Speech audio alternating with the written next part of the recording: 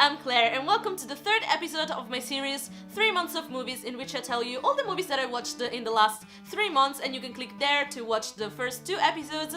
And I'm basically doing this because I want to watch 100 movies in a year, and I have a lot to tell you this time because apparently I watched a lot of movies in July, August and September. So the first one that I watched was a documentary called Twinsters, and this is about a couple of twins basically that were separated at birth and they didn't know that the other one existed, and they find each other like later in life, and it's really cool because we follow both their journey to like meet each other. And it was so weird watching this because I remember like reading articles about this because like it was viral at a certain point in time, and yeah, it's a really nice watch. So it's on Netflix, so if you want to watch it, it's there and it's cool. Yeah. Then we have Spider-Man Homecoming, and to be honest, I've never been a huge Spider-Man fan, probably because I hate spiders. But this movie was really fun, and I loved that Peter was finally the right age. Yes, for casting like appropriate roles. Please, more of that. But I don't think that I have to tell you more about this because everyone was talking about Spider-Man Homecoming. So if you haven't watched it already,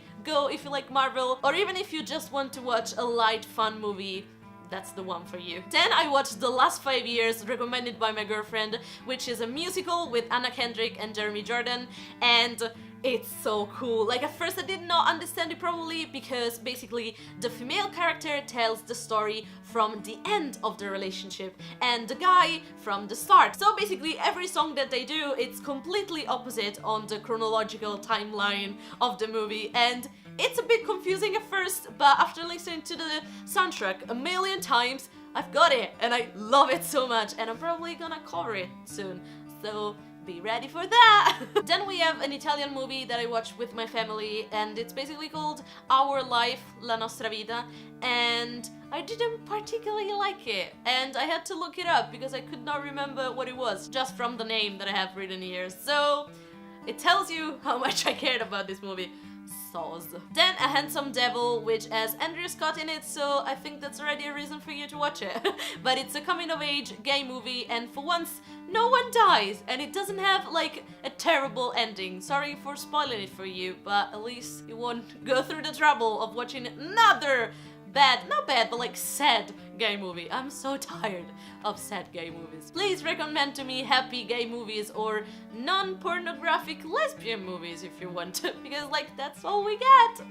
And then another Netflix movie called Speech and Debate, which is set in a school with like 3 guys, like a nerdy one, a gay new kid in school, and a theater girl, and it's very light and funny, but like the characters are really strong and determined, and they want to change things, and it's just fun. It's fun. Watch it. Next, I tried to watch the remake of Ghostbusters, and I didn't love it because like the second part just fell flat for me. And the problem for me was not the switch from male to female characters, because who the fuck cares? It's 2017, let's do whatever, and also because the character of Patty won my heart and she was hilarious, and maybe just the character played by Chris Hemsworth was getting on my nerves, but I guess he was a nod to how girls are usually portrayed, so he was really dumb, and usually that's the girl that has that connotation when the leading characters are very smart and stuff, so that was cool, but it was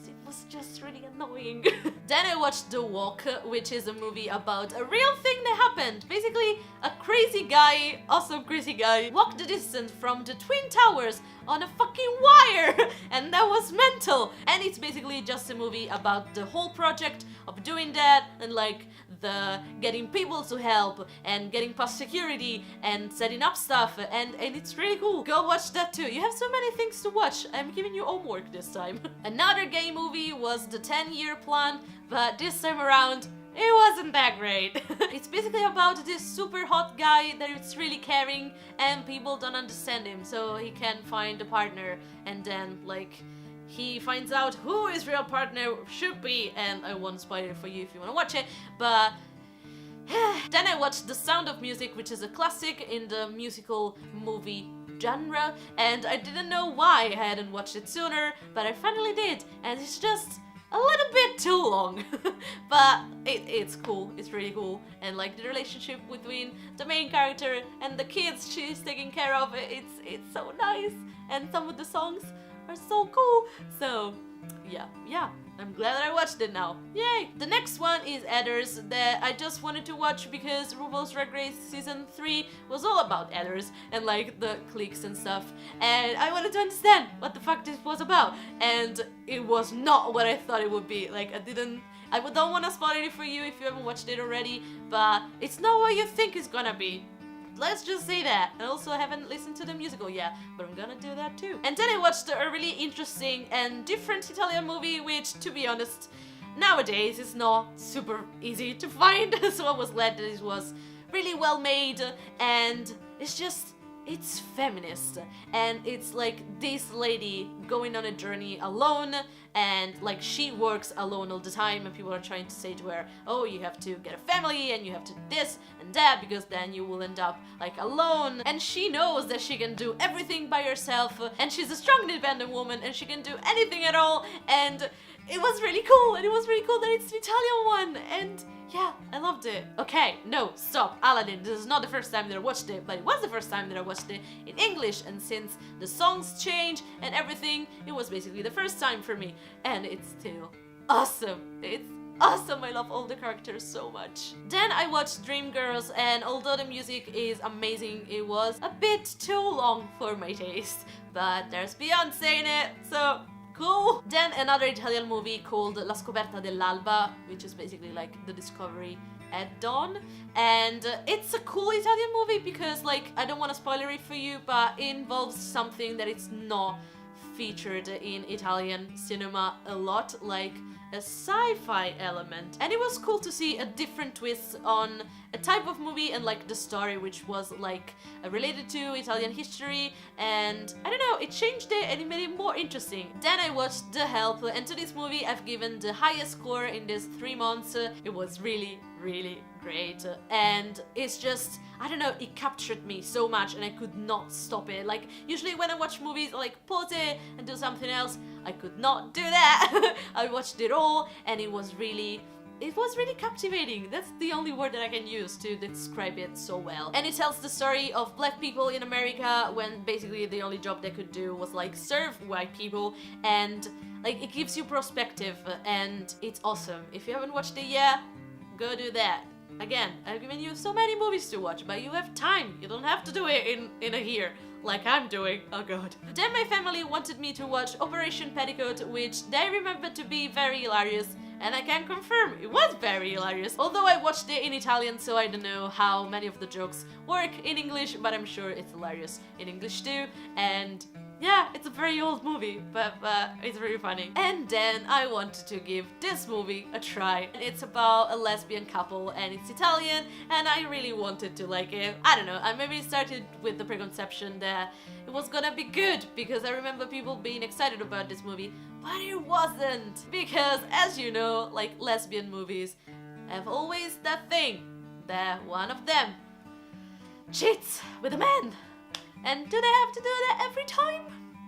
I don't know, food for thought. Apparently I was on a roll of Italian movies, because like the next 2 or 3 are Italian. This one is called Torno, indietro, CAMBIO, VITA, which is like, I'm gonna go back and change my life. And it's basically that. 2 friends get like back in their old life. Literally, they are 40-year-olds and they go back to their 18-year-old selves, and like they live their life and they try to change things, and as you know, if you know anything about time travel, that changes stuff in the future, and yeah, it was cool. This other Italian movie, it's called Buoni a nulla, or Good for Nothing, and it's basically about an old man that suddenly has to change everything about his life, and he has to adapt, and like he has to change office and house and make new friends, but like he's old, that's difficult, and yeah, it's nice. I think that I said it's nice to everything. I'm not the best movie critic, to be honest, but I'm just telling you stuff, and you go watch it if it may interest you even a bit.